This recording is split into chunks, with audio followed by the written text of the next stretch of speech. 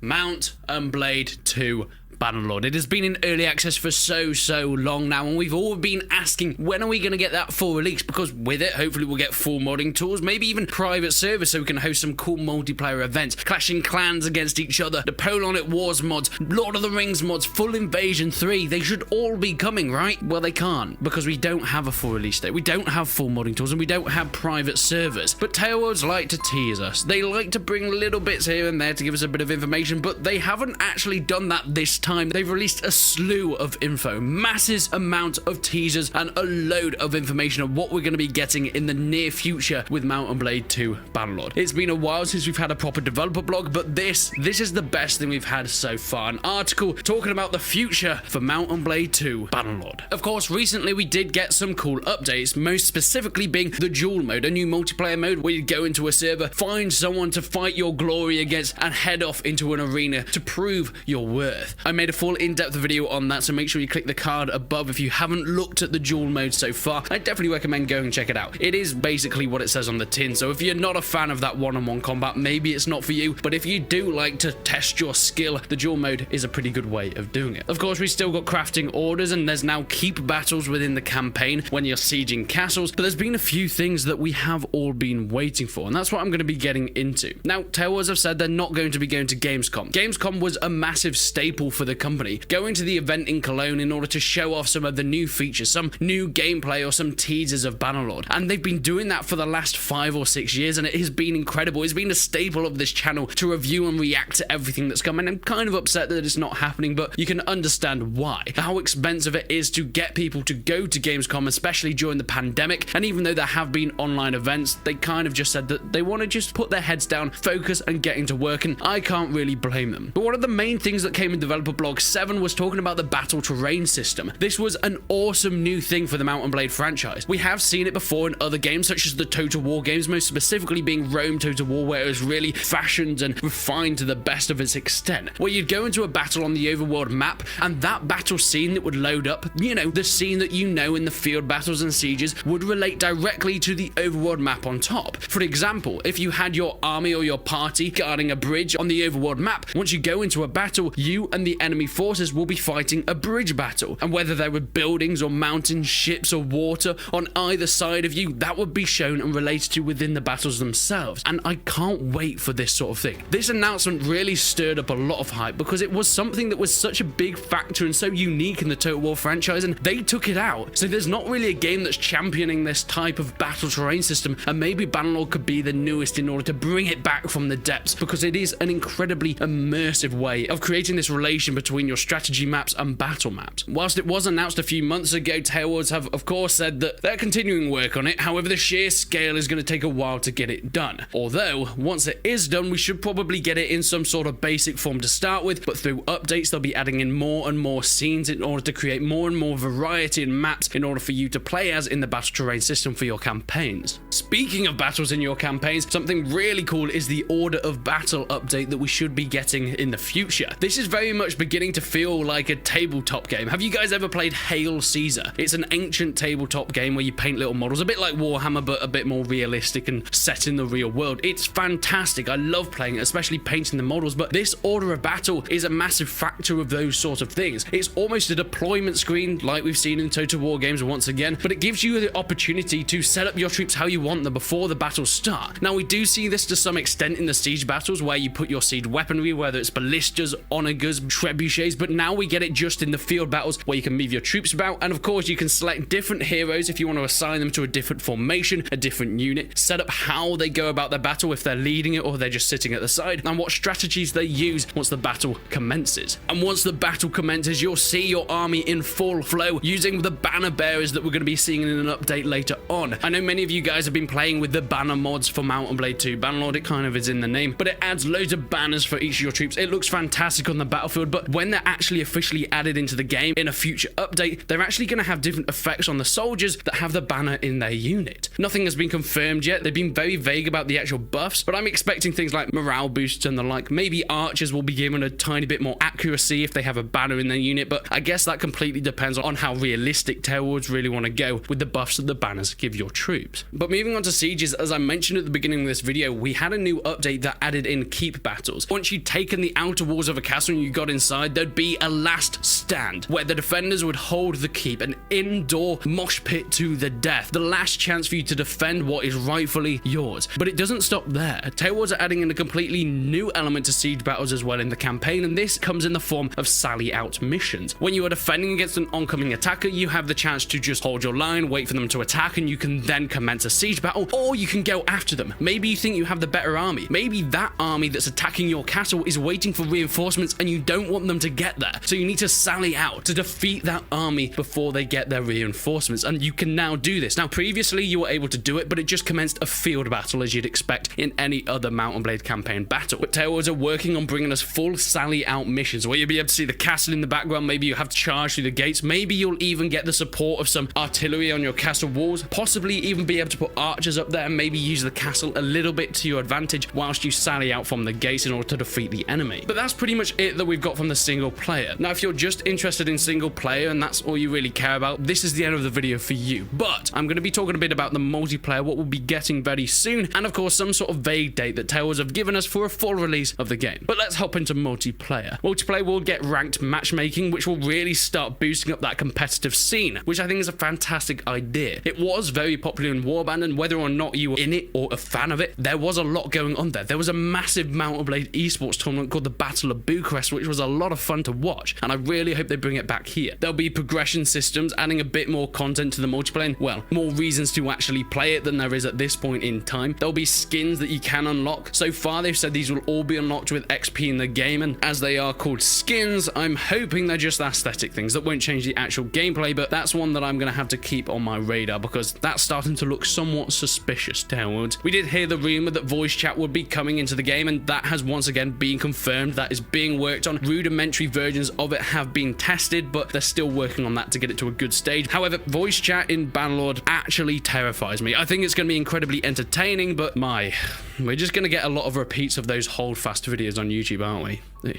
Oh dear. And the only real news that we've got from custom servers is that they said they're still coming. I mean, I guess that's the best we get it so far. They've said that they're hoping to bring them out after the full release of the game. Yes, after, not on the full release of the game, after. So it's going to be quite some time since we actually get custom servers. And that is speaking of the full release. When is it coming? We've been in early access for well over a year now, and they did say initially that they would be in a full release of the game a year after early access comes out. Although, to be fair to them, I doubt they expected a worldwide pandemic, so we have to be a bit lenient on that one. Taleworlds have said they're aiming for a full release in Q2 of 2022, so we still have quite some time. Not quite a year, but just under a year to wait for now.